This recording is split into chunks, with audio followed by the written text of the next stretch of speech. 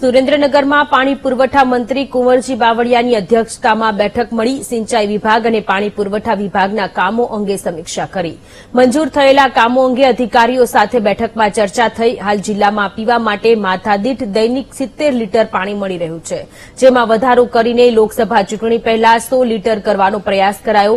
લોકસભા ચૂંટણીને લઈ મંત્રી કુંવરજી બાવળિયાએ નિવેદન આપ્યું. લોકસભા ચૂંટણીની ટિકિટ આપવી કે નહીં તે પાર્ટી નક્કી કરશે. હાલના સાંસદની કામગીરી થી લોકોને સંતોષ છે.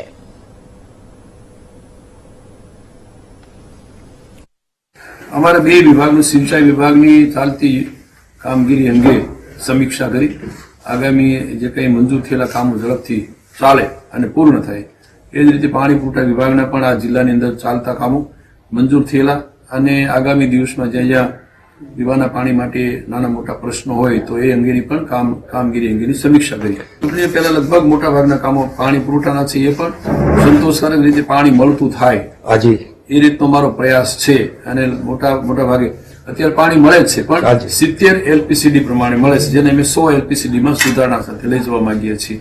એ પણ અમને ચૂંટણીઓ સુધીમાં પાણી મળે એવો અમારો પ્રયાસ છે.